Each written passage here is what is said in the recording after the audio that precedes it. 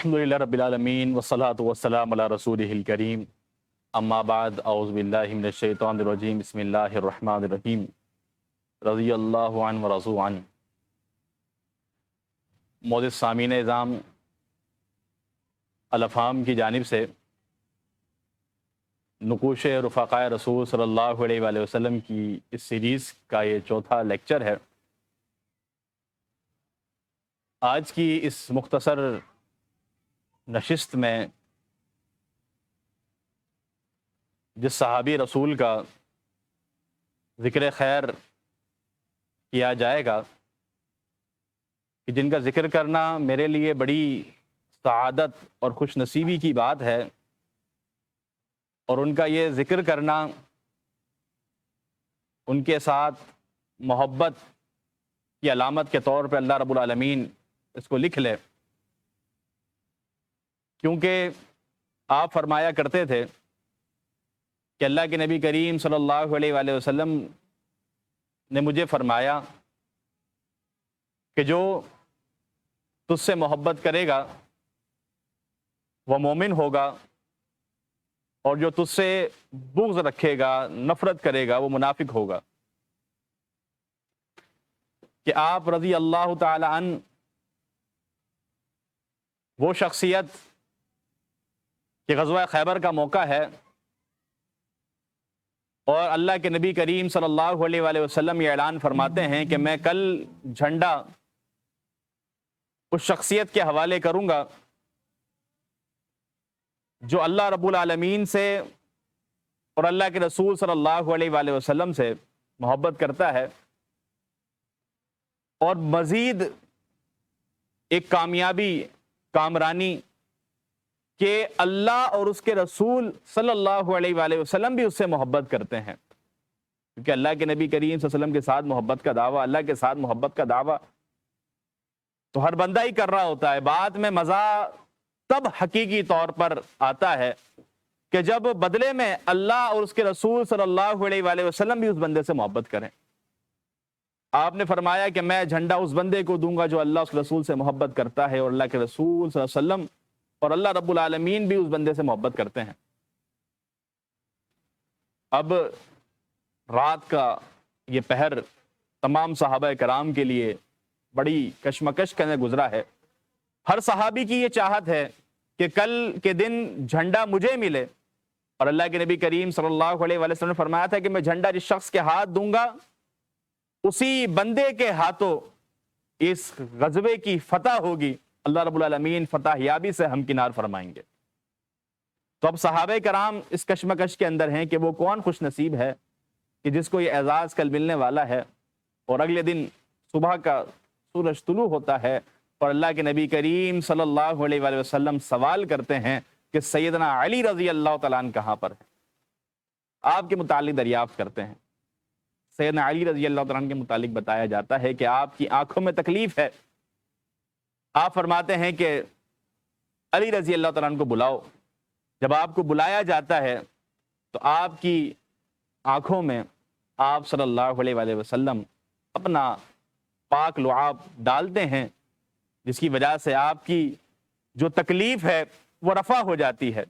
اور اللہ اکبر، غزوہ خیبر کے اندر لوگوں نے، صحابہ نے یہ منظر دیکھا کہ جب آپ اس خیبر کو فتح کرتے جا رہے ہیں اور یہودیوں کو للکارتے جا رہے ہیں، اور اس بات کا وہ علم بلند کر رہے ہیں، اس بات کا نعرہ لگا رہے ہیں کہ انا الذی سمتنی امی حیدرہ، کہ میں وہ ہوں جس کی والدہ نے اس کا نام شیر رکھا ہے، میری ماں نے میرا نام حیدر رکھا ہے۔ اس بات کی للکار لگاتے جا رہے ہیں اور قلعے کو فتح کرتے جا رہے ہیں، اور اللہ رب العالمین نے قلعے کی فتح یابی آپ کے ہاتھوں سے مسلمانوں کو عطا فرمائی، اور خیبر کا جو قلعہ ہے وہ فتح ہوا۔ حضرت علی رضی اللہ تعالیٰ عنہ، جس طرح میں نے کہا کہ آپ سے محبت ایمان کی علامت ہے، آپ سے محبت ایک مومن آدمی کرتا ہے، اور آپ سے بغض ایک منافق شخص ہی رکھتا ہے۔ آپ رضی اللہ تعالیٰ عنہ کی زندگی کے کئی پہلو ہیں کہ امام احمد بن حنبل رحمۃ اللہ علیہ فرماتے ہیں کہ سب سے زیادہ فضیلت فضائل اگر کسی صحابی کے ہیں تو وہ سیدنا علی رضی اللہ تعالیٰ عنہ ہے۔ تو آپ کی فضیلت ہی بے شمار ہے، آپ کی زندگی کے پہلو بے شمار ہیں، لیکن آج کی اس مختصر نشست کے اندر دو پہلو آپ احباب کے سامنے رکھوں گا کہ حضرت علی رضی اللہ تعالیٰ عنہ کے دو کردار آپ احباب کے سامنے گوشِ گزار۔ حضرت علی رضی اللہ تعالیٰ عنہ ایک موحد صحابی ہیں، توحید پرست ہے کہ اللہ کے نبی کریم صلی اللہ علیہ وآلہ وسلم نے آپ کو بھیجا ہے، کہا کہ علی جاؤ اور جو قبریں زمین سے اٹھی ہوئی ہیں، جو پکی قبریں ہیں، ان کو تم نے زمین کے برابر کر دینا ہے، اور تم جو تصویریں دیکھو، تم جو کوئی صورتیں دیکھو جن کی لوگ پوجا کرتے ہیں، جن کو لوگوں نے معبود بنایا ہوا ہے، ان کو تم نے پاش پاش کر دینا ہے۔ تو اللہ کے نبی کریم صلی اللہ علیہ وسلم نے حضرت علی رضی اللہ تعالیٰ عنہ کو کس کام کے لیے بھیجا ہے؟ توحید کے بول بالا کرنے کے لیے، شرک کو مٹانے کے لیے آپ نے حضرت علی رضی اللہ تعالیٰ عنہ کو بھیجا ہے۔ لیکن افسوس کی بات یہ کہ آج ہمارے معاشرے کے اندر حضرت علی رضی اللہ تعالیٰ عنہ کے نام کے اوپر بے تحاشا شرک ہو رہا ہوتا ہے، اور آپ کی ذات کے حوالے سے لوگوں نے بے شمار اوہام اور بے شمار عقائد گھڑ لیے ہیں، اور آپ کی ذات کو نعوذ باللہ واستغفر اللہ خدا کے مقام پر لا کے کھڑا کر دیا ہے۔ جبکہ آپ فرمایا کرتے تھے کہ میرے متعلق دو گروہ گمراہ ہوں گے، میرے متعلق دو طرح کے لوگ ہلاک ہوں گے۔ پہلا گروہ فرمایا کہ وہ لوگ جو مجھے حد سے زیادہ بڑھا دیں گے، میرے متعلق حد سے زیادہ وہ غلو کر جائیں گے، اور ایسا ہی ہوا، لوگوں نے آپ کو خدا کے درجے پر فائز کر دیا۔ آپ کے متعلق اس طرح کی کئی فضیلتیں، جبکہ آپ کے فضائل صحیح سند کے ساتھ بے شمار موجود ہیں، جس طرح میں نے امام احمد بن حنبل رحمۃ اللہ علیہ کا ذکر کیا، کہا سب سے زیادہ فضیلتیں آپ کی موجود ہیں، لیکن اس کے باوجود وہ جھوٹی فضیلتیں لا کر آپ کے متعلق بیان کرتے ہیں، اور یہی نہیں، آپ کا مقام غلو کی صورت کے اندر اتنا بڑھا دیتے ہیں کہ آپ کو الوہیت کے مقام پر فائز کر دیتے ہیں۔ تو یہ طریقہ کار نہایت غلط ہے، اور یہ شرک ایسا مرد ہے، یہ ایسا جرم ہے کہ اللہ رب العالمین نے قرآن میں واضح فرما دیا ہے کہ ان اللہ لا یغفر ان یشرک بہ ویغفر ما دون ذلک لمن یشاء، کہ اللہ رب العالمین شرک کے علاوہ جو بھی گناہ ہے اگر چاہے تو معاف فرما دے، لیکن شرک وہ گناہ ہے اللہ رب العالمین اس کو معاف نہیں فرمائے گا، کہ بندہ توبہ کیے بغیر مر گیا ہے، اب اس شرک کی معافی نہیں ہے، شرک کی معافی نہیں ہے۔ اور حدیث قدسی ہے کہ اللہ رب العالمین فرماتے ہیں کہ اے ابن آدم، مجھے زمیں بھر کے گناہوں کے ساتھ مل، اگر تو نے میرے ساتھ شرک نہ کیا ہوگا تو میں چاہوں گا تو تیرے سارے گناہوں کو معاف کر دوں گا، میں چاہوں گا تو تیرے سارے گناہوں کو معاف کر دوں گا۔ لیکن شرک ایسا گناہ ہے، قرآن حکیم نے دو واضح مثالیں دے کے بات سمجھائی کہ جس طرح دو گیہوں کے دانے دو گندم کے دانوں کے درمیان گرا نہیں لگ سکتی، اور جس طرح ایک اونٹ کو سوئی کے ناکے سے نہیں گزارا جا سکتا، اسی طرح ایک مشرک، ایک شرک کرنے والا جنت میں داخل نہیں ہو سکتا۔ اور ہم شرک بھی کس عظیم شخصیت کے ساتھ، کس عظیم شخصیت کے نام پر کر رہے ہیں، جو کہ توحید کے داعی ہیں، توحید کی دعوت دینے والے ہیں، اور اللہ کے نبی کریم صلی اللہ علیہ وآلہ وسلم نے انہیں توحید کی نشر و اشاعت کے لیے مقرر کیا ہے کہ جائیں توحید کی نشر و اشاعت کریں اور شرک کا قلعہ کما کر دیں۔ اور میں وہ بات مکمل کر دوں کہ آپ نے فرمایا کہ دو طرح کے لوگ، ایک وہ جو میرے مقام سے مجھے بڑھا دیں گے، میرے مقام سے مجھے بڑھا دیں گے، اور دوسرے وہ لوگ فرمایا کہ جو مجھے میرے مقام سے گرا دیں، میرے مقام سے گرا دیں گے۔ جس طرح ہمارے یہاں ناسبی حضرات ہیں، اور خصوصاً جو لوگ انکار حدیث کی ڈگر پہ چلتے ہیں، انکار حدیث کے فتنے مبتلا ہیں، وہ ناسبیت ان کے اندر آ جاتی ہے، اور وہ حضرت علی رضی اللہ تعالیٰ عنہ کی شان کے اندر بڑے ہی نازیبہ کلمات کہنا شروع کر دیتے ہیں، اہل بیت کی توہین کرنا شروع کر دیتے ہیں۔ یہ مرض بھی بڑا خطرناک ہے، ہم نے اس سے اپنے آپ کو بچانا ہے۔ حضرت علی رضی اللہ تعالیٰ عنہ کا جو مقام ہے، جو مرتبہ ہے، جو شریعت مطہرہ نے آپ کو دیا ہے، جو फरमान मुस्तफ़ा सल्लल्लाहु अलैहि वसल्लम के अंदर मौजूद है, हमें वो मकाम देना है। ना उस मकाम के अंदर हमने गुलूव करना है, ना उस मकाम को हमने घटाना है। अगर हम गुलूव करेंगे तो हज़रत अली रज़ी अल्लाह तआला ने फरमाया कि जो गुलूव का शिकार है वो भी गुमराही की तरफ है, वो भी हलाकत की तरफ है, और जो मुझे मेरी शान से घटा रहा है, मुझे मेरे मकाम से गिरा रहा है, ऐसा बंदा भी हलाकत के दहाने पर है, हलाक होने वाला है, तबाह बर्बाद होने वाला है। तो लिहाजा आपको जो मकाम है हमें उसको सामने रखना चाहिए, मद्देनजर रखना चाहिए, और आपका किरदार बहैसियत मुवाहिद के उसको हमें मलहूज़ खातिर रखना चाहिए, और अपने आप को हमें तौहीद के अंदर रंग लेना चाहिए। इसी तरह आप रज़ी अल्लाह तआला अन्हु की जिंदगी का एक पहलू सही बुखारी की रिवायत है। क्या फरमाते हैं कि रसूलुल्लाह सल्लल्लाहु अलैहि वसल्लम ने फरमाया कि ला तकज़िबू अलैया फ़इन्नहु मन कज़ब अलैया फ़लयलिजिन नार, कि मेरे मुतालिक झूठ ना बोलो। क्या फरमाया सल्लल्लाहु अलैहि वसल्लम ने कि मेरे मुतालिक झूठ ना बोलो, ऐसी बात जो मैंने नहीं फरमाई ऐसी बात तुम ना बयान करो, क्योंकि जो बंदा ऐसा काम करता है, मेरे ऊपर झूठ बोलता है, उसका ठिकाना जहन्नम की आग है, वो जहन्नम में जाने वाला है। क्योंकि अपनी तरफ से वो शरीयत साजी कर रहा है, अपनी तरफ से वो अल्लाह के नबी करीम सल्लल्लाहु अलैहि वसल्लम के अक़वाल को बयान कर रहा है। तो ये बहुत बड़ी जुर्रत है। तो यहाँ एक बात ठहर कर हमें समझनी चाहिए कि हम एक तो हज़रत अली रज़ी अल्लाह तआला अन्हु के फ़ज़ाइल, ऐसे फ़ज़ाइल जो कि सनदन सही साबित नहीं होते, और कुछ ऐसी रिवायतें भी अहबाब नकल करते हैं, बयान करते हैं, ज़बान ज़द आम होती हैं, कि वो रिवायात किसी सही हदीस में तो दूर की बात, ज़ईफ़ और मौज़ू रिवायत के अंदर भी उसकी कोई जगह नहीं होती। खुद ही घड़कर, खुद ही बनाकर अपनी तकरीरों के अंदर, अपनी तहरीरों के अंदर लोग ले आते हैं, और वो फिर लोगों के अंदर मशहूर हो जाती है। तो हज़रत अली रज़ी अल्लाह तआला अन्हु की ज़ात के हवाले से बेतहाशा झूठ बोला जाता है, और आपकी झूठी फजीलतें बयान की जाती हैं। तो जहां ये झूठी हदीसें बयान करने का मामला है, ये किस कदर मजमूम है, किस कदर सख्त मामला है। और इसी तरह हजरत अली रजी अल्लाह तआला अन्हु के अक़वालात के हवाले से भी बहुत बड़ा मामला हमारे यहाँ पर है कि आप देखते हैं कि बेशुमार सोशल मीडिया के ऊपर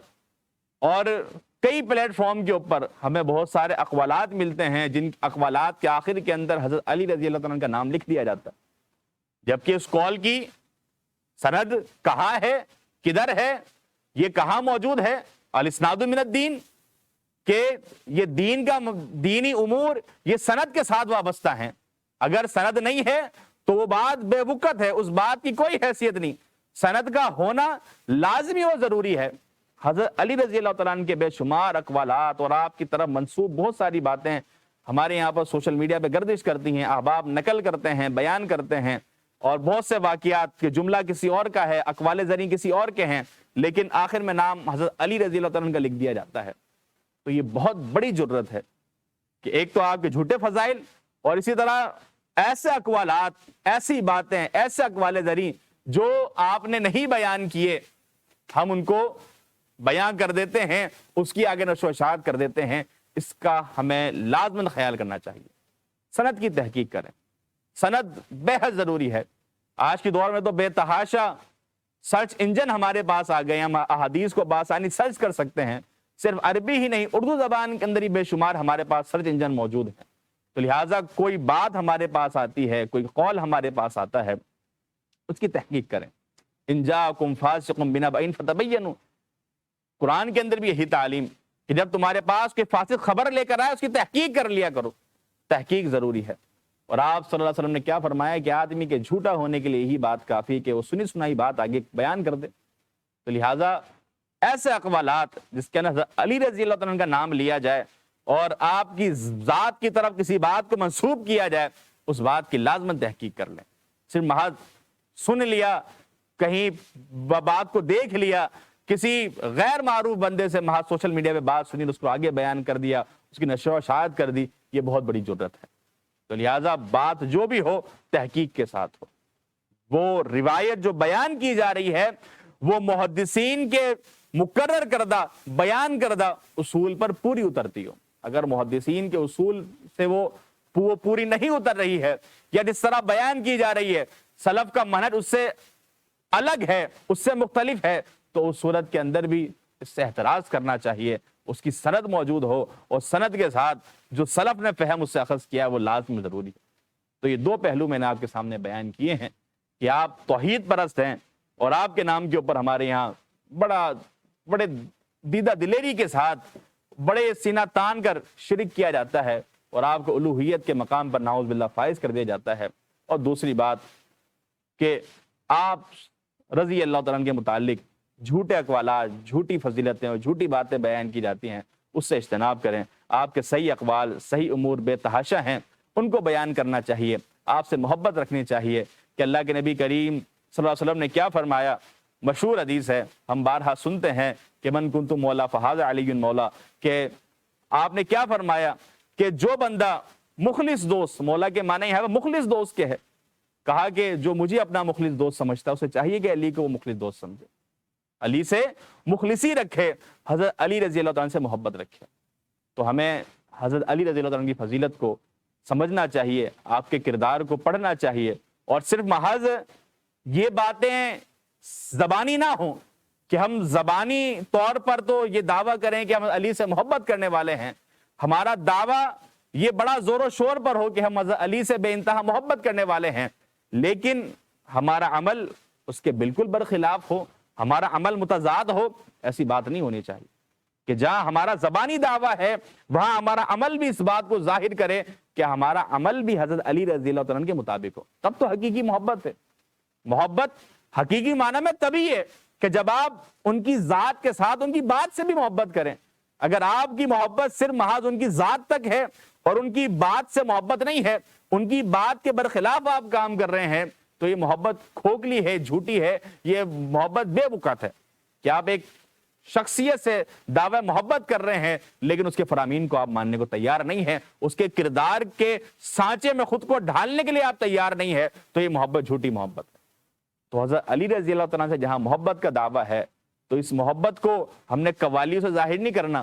ہم نے اس محبت کو شرکیہ اشعار سے ظاہر نہیں کرنا، بلکہ اس محبت کو ہم نے ظاہر کرنا ہے تو آپ کے کردار کو مد نظر رکھتے ہوئے، آپ کے کردار کے مطابق اپنی زندگی کو گزارتے ہوئے ہم نے اس محبت کو ثابت کرنا ہے۔ اللہ رب العالمین صحیح معنی میں حضرت علی رضی اللہ عنہ سے محبت کرنے اور آپ کے کردار کے سانچے میں ہمیں ڈھلنے کی توفیق عطا فرمائے۔ وما علینا الا البلاغ۔